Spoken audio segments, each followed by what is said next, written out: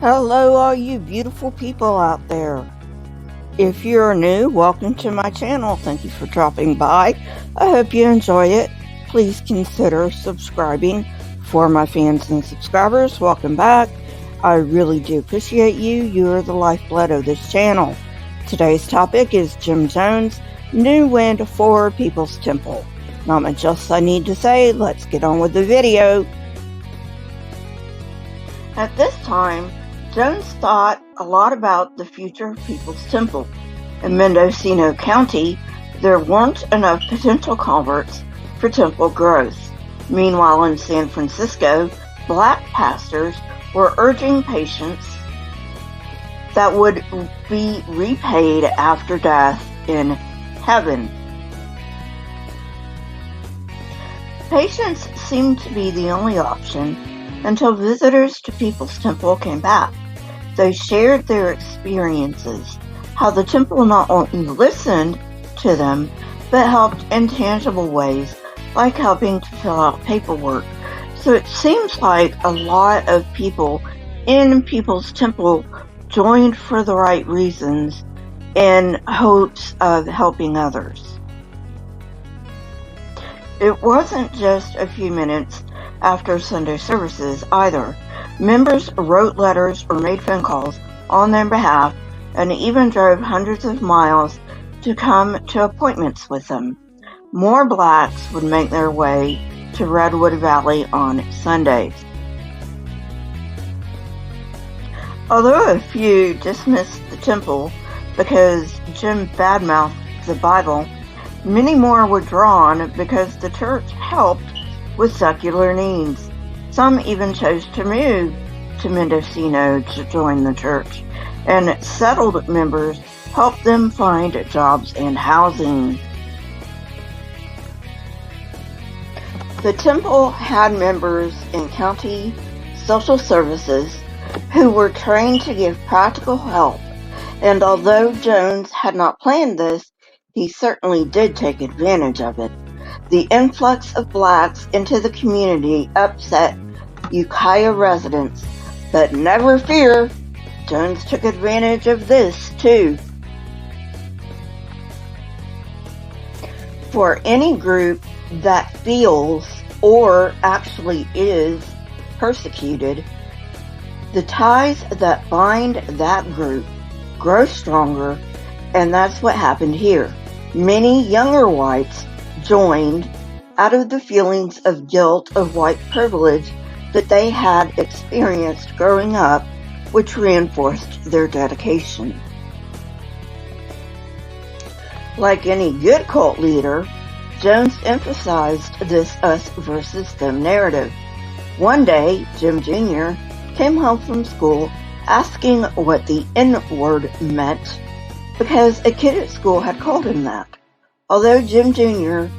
was not even upset at the meaning, Jones went on a tirade the next Sunday. New income, of course, followed the new members. Many of these new members included older people, with some requiring daily care. Marceline was now employed as a nursing home inspector.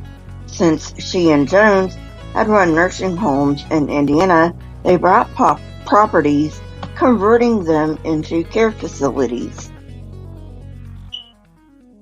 They hired temple members as administrators and staff, and the care exceeded state requirements, while disability and Social Security more than covered the cost.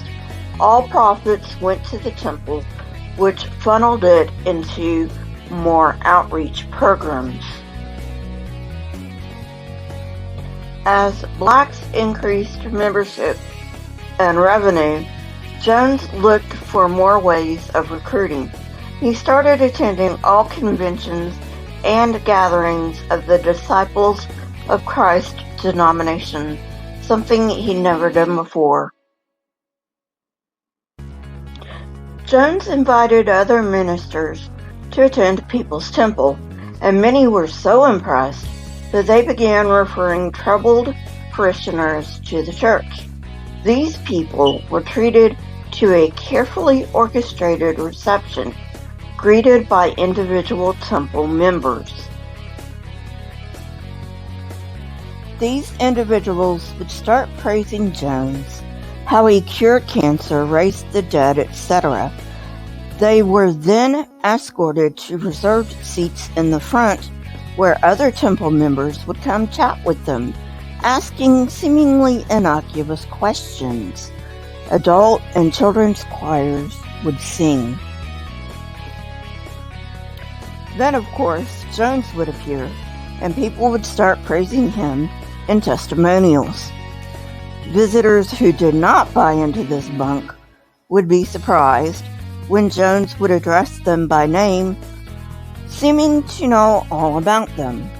What they didn't know was that temple members who greeted them reported to Jim Jones.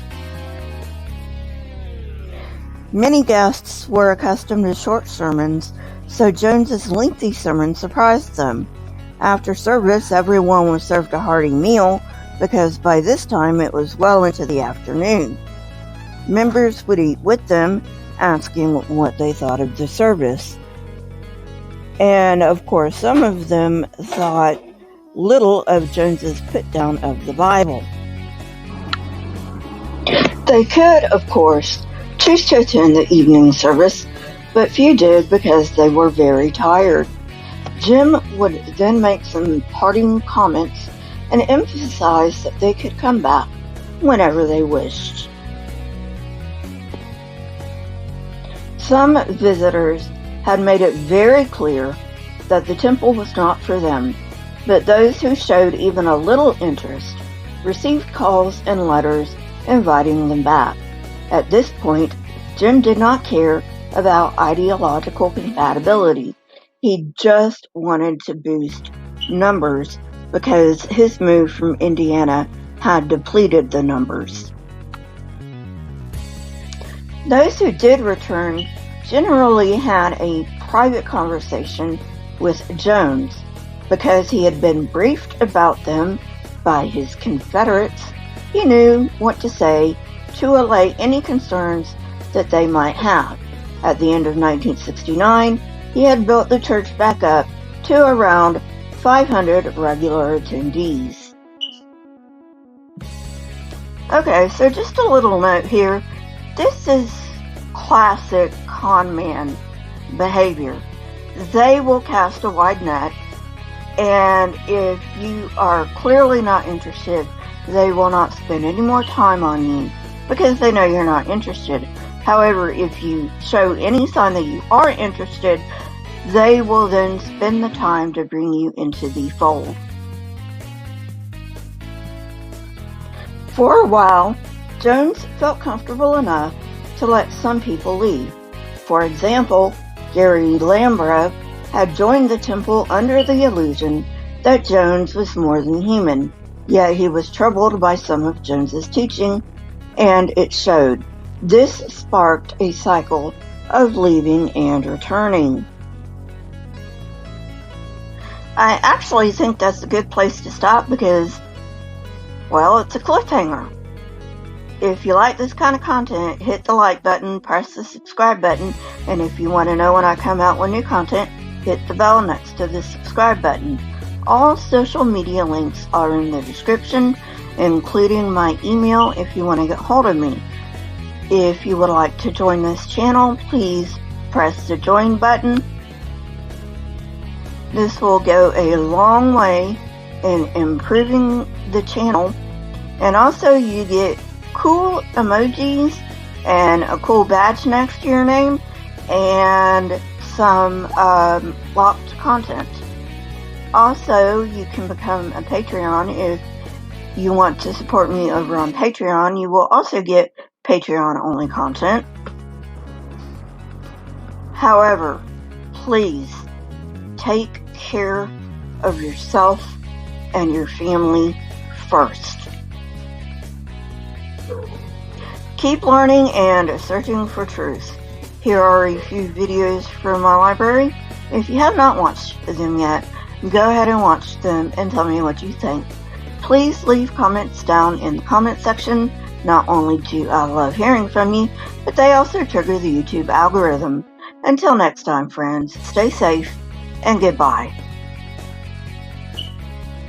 And a big shout out to my one and only member right now, Lisa Irwin. If you do become a member and you would like me to withhold your name, please just let me know. I will respect that. Thank you, Lisa.